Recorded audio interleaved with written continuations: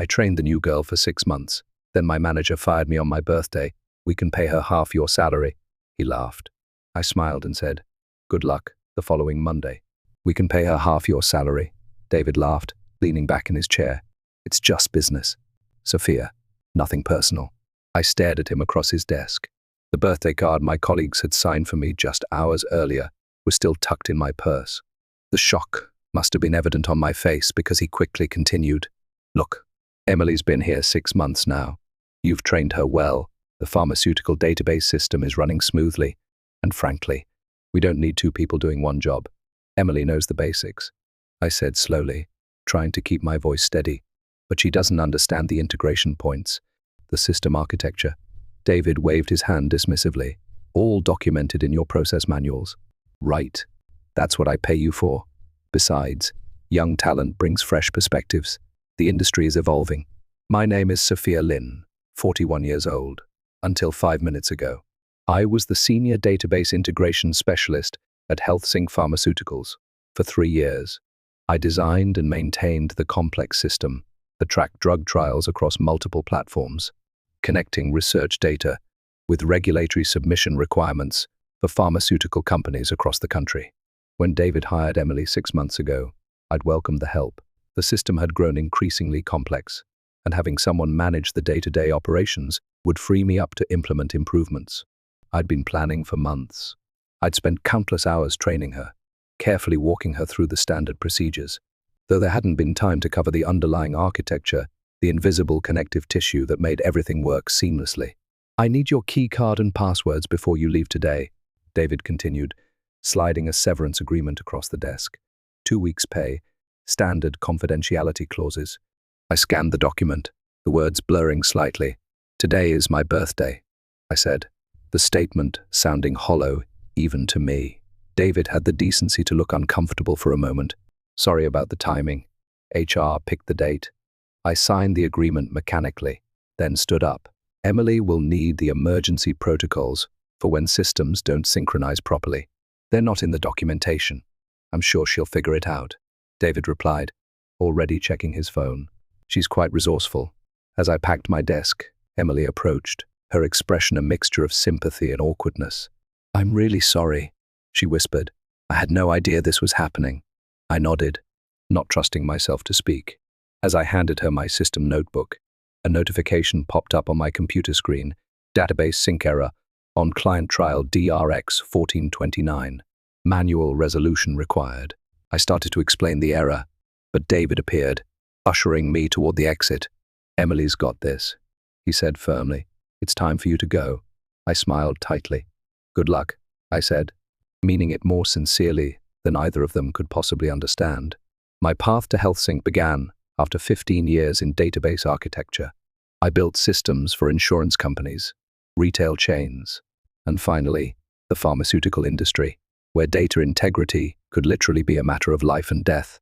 Clinical trial information had to be seamlessly integrated across research platforms, regulatory submission systems, and client dashboards with zero margin for error. When HealthSync recruited me, they were struggling with an outdated system that frequently crashed. Within 6 months, I'd redesigned their entire architecture, creating a robust integration framework that accommodated their complex needs while maintaining regulatory compliance. Client satisfaction scores rose dramatically, and the company landed 3 major pharmaceutical contracts based largely on the strength of their innovative data management solutions I had built from the ground up. David Carter became my manager a year ago when the previous director retired. He had a background in sales rather than technology, which initially concerned me, but I tried to be open-minded. He spoke constantly about optimization and streamlining operations, often questioning why processes couldn't be simplified.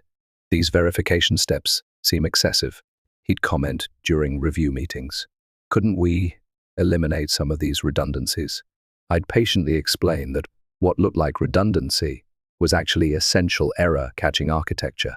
The system's strength lay in its multiple verification points that prevented data corruption from cascading through interconnected databases. David would nod, but I could tell he wasn't fully grasping the technical nuances. Still, I believed his business perspective complemented my technical expertise, and we maintained a cordial professional relationship. When he hired Emily, fresh out of college with a computer science degree but no real-world experience, I didn't object. Training a junior colleague seemed reasonable, and I enjoyed sharing my knowledge. Emily was eager and quick to learn the operational procedures, though she sometimes grew impatient with details. "Do we really need to run all these verification queries?" she'd ask. "It adds an hour to the process. That hour prevents weeks of potential disaster recovery," I'd explain. "The system is more fragile than it appears." In recent weeks, I'd noticed David and Emily in frequent private meetings. I assumed they were discussing her professional development, perhaps planning to expand her responsibilities. I even prepared additional training materials, anticipating that she might take over some of my routine tasks. What I didn't anticipate was becoming completely expendable. In retrospect, the signs were there: David's increasing questions about whether my processes could be streamlined, his interest in detailed documentation, the gradual exclusion from strategic meetings. But I'd been too focused on improving the system and training my replacement to see what was happening. The morning after my unceremonious termination, I woke to a string of LinkedIn notifications. News of my departure had apparently spread quickly through professional circles. 3 former colleagues had sent messages expressing shock and asking if I was looking for new opportunities. I spent the day updating my resume and researching positions, trying to focus on the future rather than dwelling on the humiliation of being escorted from the building on my birthday. By evening, I'd lined up 2 promising interviews for later in the week. The pharmaceutical data integration field was specialized enough that experienced architects were always in demand. My phone rang just after dinner. It was Michael, a developer from my former team at HealthSync. "Sophia, I know you probably don't want to talk about work, but I'm stuck on something," he said, his voice tight with stress. "The DRX 1429 trial database is showing inconsistencies after the routine Sunday update. I've tried everything in your documentation, but nothing's working." I remembered the error notification I'd seen just before leaving. "Did you run the verification sequence on the secondary tables?" I asked. "Yes, but the systems aren't reconciling." Emily said to just force an override, "But that doesn't seem right." I winced. "Definitely don't do that. It could corrupt the entire trial dataset." "That's what I thought." Michael sighed. "I told David we should call you, but he said we needed to handle it internally." After providing some guidance, careful not to violate the confidentiality agreement I'd signed, I hung up, feeling a curious mix of vindication and concern. The system I built was intricate, with carefully designed fail-safes and interconnection points that weren't immediately obvious without understanding the underlying architecture. 2 more calls came in that evening from different team members, each describing escalating problems. Apparently, Emily had indeed attempted to force an override, which had triggered cascading errors across multiple client databases. The team was now in emergency mode, trying to prevent data corruption from spreading. I declined to answer the 4th call, which came from David's number just before midnight. The next morning, a Tuesday, I had an early interview with Biotech Solutions, one of HealthSync's competitors. The hiring manager, impressed with my portfolio, asked why I'd left my previous position. "Restructuring," I said simply. "They decided to streamline the database management team." He looked skeptical. "Interesting timing. We just heard HealthSync is having major system issues. Something about corrupted trial data." I kept my expression neutral. "I wouldn't know. I'm no longer with the company." By Wednesday, I had received official offers from both Biotech Solutions and another competitor, each with significantly higher salaries than what I'd made at HealthSync. A third company requested an interview, mentioning they'd heard excellent things about my architecture skills. Meanwhile, my phone continued to accumulate missed calls from David and other HealthSync numbers. I didn't return them. The severance agreement didn't include any provision requiring me to provide assistance after termination, and professional ethics prevented me from discussing their system with competitors. But as the calls became more frequent, I wondered just how badly things were unraveling at my former workplace. By Thursday morning, my curiosity got the better of me. I accepted David's call on the first ring. "Sophia," he said, relief evident in his voice. "Thank God. We have a situation." "So I've heard," I replied neutrally. "Look, I'll be direct. The system is in complete meltdown. After that initial error on Monday, everything started falling apart. Client dashboards are showing incorrect data, trial records are mismatched, and the regulatory submission module is flagging compliance errors across the board. I closed my eyes, visualizing the cascade of failures, exactly what I designed the verification protocols to prevent. David, I signed a severance agreement. I am no longer an employee. I understand that, he said quickly. We'd bring you back as a consultant. Name your rate. We just need you to fix this. The offer was tempting, not for the money, but for the satisfaction of being proven right. However, I knew better than to rush into anything. I'd need full system access and complete autonomy to implement solutions. I said, absolutely. David agreed immediately. Whatever you need. I'll think about it and get back to you this afternoon. After hanging up, I called Michael for an unofficial assessment of the situation. His description confirmed my suspicions. Emily had implemented emergency fixes that had only worsened the problems, not understanding how each system interconnected with the others. It's bad. Sophia, Michael said quietly, Vitafarm is threatening to pull their contract. That's 30% of the company's revenue. And there's talk about potential legal action if trial data has been compromised. I spent the morning weighing my options. The professional part of me wanted to rescue the system I built. The human part of me felt a certain satisfaction in David's desperation. By noon, I'd made my decision and called him back. I'll help, I said. My consulting rate is $300 an hour, with a minimum engagement of 40 hours, payable up front. David didn't even hesitate. Done. When can you start? I'll be there in an hour. Walking back into HealthSync felt surreal. Colleagues greeted me with obvious relief, while David hovered anxiously nearby. Emily was noticeably absent. Where is Emily? I asked as David escorted me to a workstation. She called in sick today, he said, not meeting my eyes. The stress of the situation. I logged into the system with the admin credentials David provided and began my assessment. The damage was extensive, but followed a logical pattern. Exactly what happens when someone who doesn't understand the architecture tries to force solutions without addressing the underlying issues. By late afternoon, I had stabilized the most critical systems and developed a recovery plan for the rest. David checked in frequently, each time more relieved as progress became evident. You're a lifesaver, he said during one such visit. I don't know what we were thinking. Letting you go, I continued working without responding. The comment wasn't worth acknowledging. As I was preparing to leave for the day, David approached with a folder. I've been authorized to offer you your job back, he said, pushing the documents toward me, with a 15% raise and a more senior title. I glanced at the offer letter without touching it. I'll consider it after we resolve the current crisis. Of course, he nodded eagerly. Take your time. But as I gathered my things, I noticed an email on David's open laptop on the desk beside me. It was from the CEO with the subject line, Transition Plan. The visible preview text read, Get everything documented properly this time, before we make any changes. I felt a chill. They weren't offering my job back out of recognition of my value. They simply needed me to repair the system and document everything so thoroughly that even Emily could maintain it. Then they'd discard me again. The decision I thought I had was just another illusion. The next morning, I arrived early to continue my recovery work. The system was responding well to my corrections, and I estimated another 2 or 3 days before everything would be fully functional again. I worked methodically, carefully documenting each step, not for David's future transition plan, but for my own records. Around midday, the CEO, Margaret Stone, stopped by my workstation. Sophia, I can't tell you how pleased we are that you've returned to help us through this crisis, she said warmly. David speaks very highly of your expertise. I nodded politely, continuing to type. The system should be stable by Monday. Wonderful. And I understand David has discussed your potential return to a permanent position. He mentioned it, I replied, keeping my focus on the screen.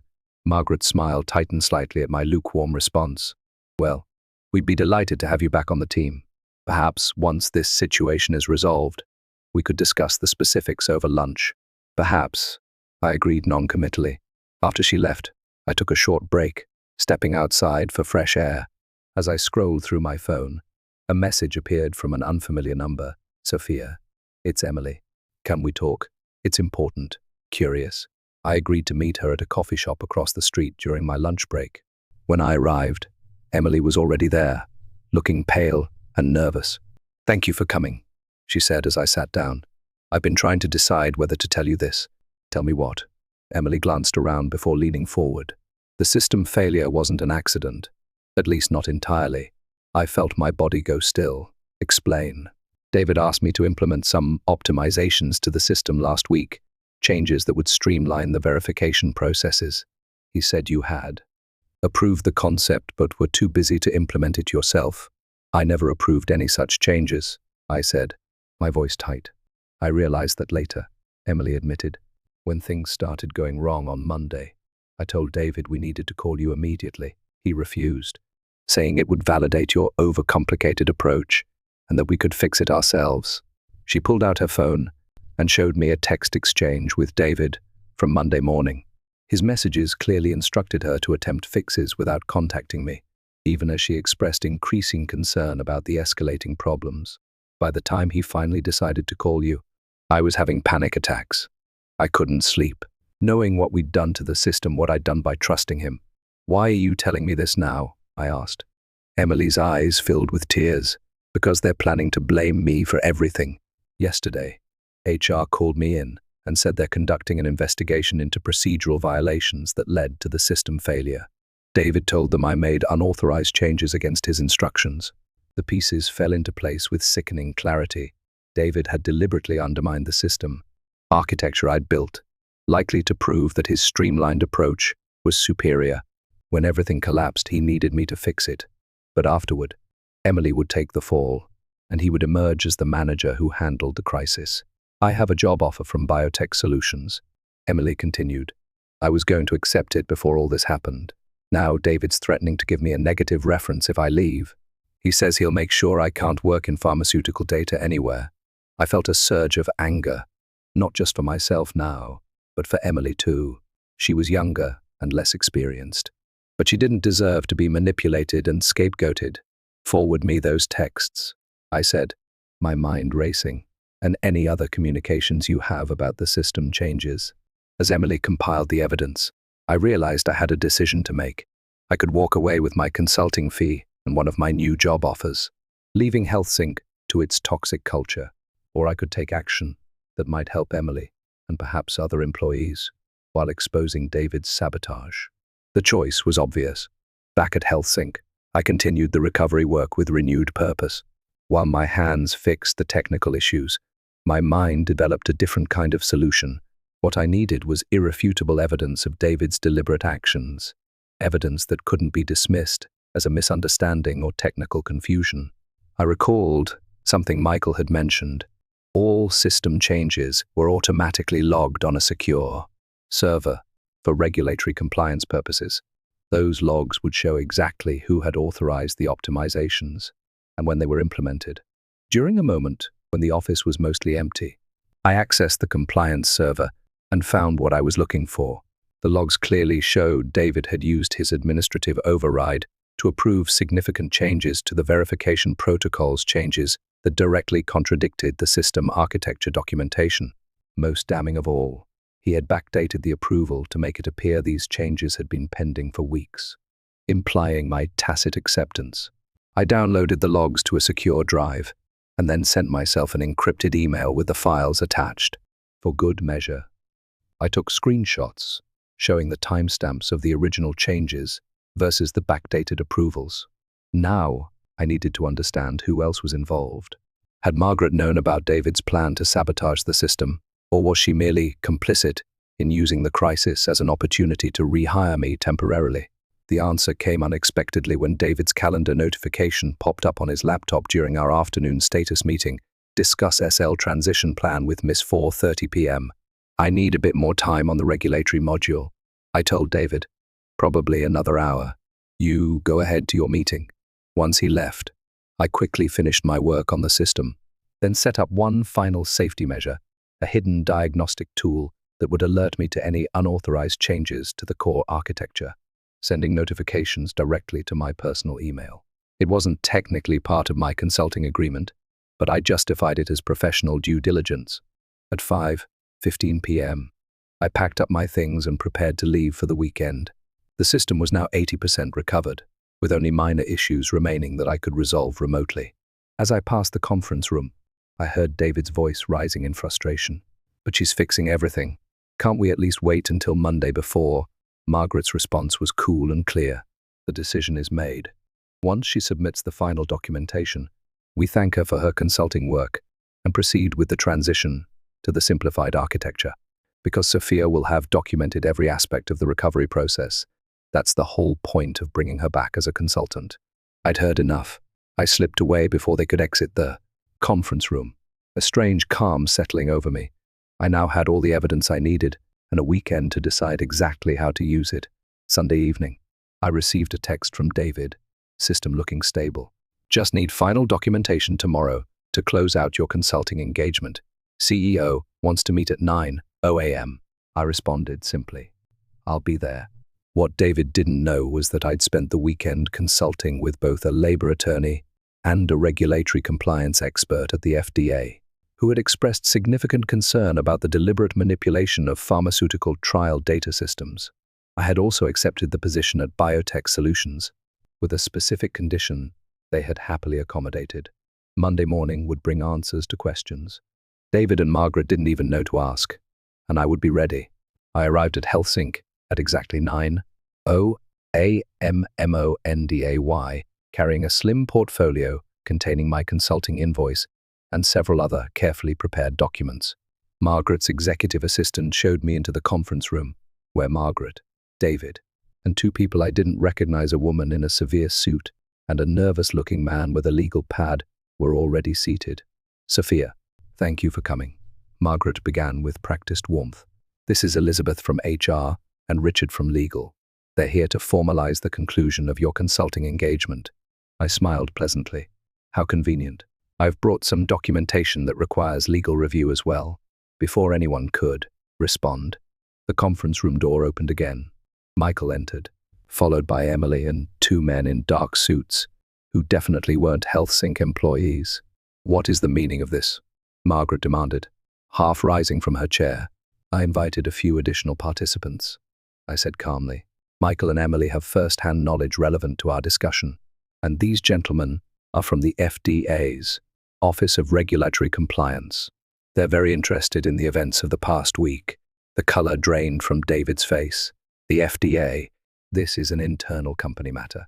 "Actually," one of the agents interrupted, "deliberate tampering with systems that manage pharmaceutical trial data falls squarely within our jurisdiction.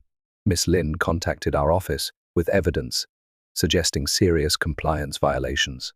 I opened my portfolio and distributed copies of a comprehensive report detailing the system, architecture, the unauthorized changes, the attempted cover-up, and the impact on client data integrity. The final page contained my sworn statement and signature. "This constitutes my final documentation, as requested," I said, sliding the original across to Margaret. "I've also accepted a position with Biotech Solutions starting tomorrow. My first assignment is implementing a rescue plan for all HealthSync clients who wish to transfer their data to a more stable platform." Margaret's composure finally cracked. "You can't do this. Those clients are under contracts with specific performance guarantees regarding data integrity." I corrected her. "Guarantees you've breached. My attorney has already reviewed the relevant clauses." The FDA agents began asking pointed questions about change management protocols and verification procedures. As the interrogation continued, I quietly excused myself, nodding to Michael and Emily. My work here was finished. 6 months later, I sat in my new corner office at Biotech Solutions, reviewing the quarterly performance report. The transition of former HealthSync clients had gone remarkably smoothly, thanks in part to Michael and Emily, who had both joined me at the new company.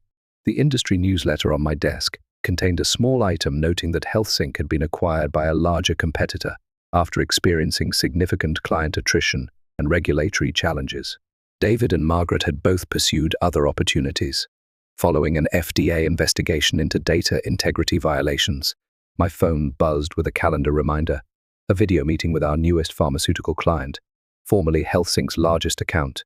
Their research director had specifically requested that I oversee their data architecture personally, citing my exceptional reputation for system integrity. As I prepared for the call, Emily knocked on my doorframe. "The team wanted me to remind you about the celebration dinner tonight," she said. 1 year since we all started here. I smiled, remembering the day I'd negotiated with Biotech Solutions CEO to bring both Michael and Emily onto my team as part of my employment conditions. He'd been skeptical until I explained their potential value and their loyalty in providing evidence that helped expose HealthSync's violations. I wouldn't miss it, I assured her. My new email notification chimed. The diagnostic system I'd created alerted me that all client databases had completed their verification cycles successfully. The architecture I designed here was even more robust than my work at HealthSync, incorporating lessons learned from that experience. Some might view what happened as revenge, but I saw it differently. It was simply the natural consequence of valuing systems over the people who built them, of prioritizing short-term savings over expertise and integrity. In the end, I hadn't needed to destroy HealthSync. Their own short-sightedness had done that quite effectively without my help. I closed the performance report and prepared to meet with our newest client, ready to demonstrate once again the value of doing things right.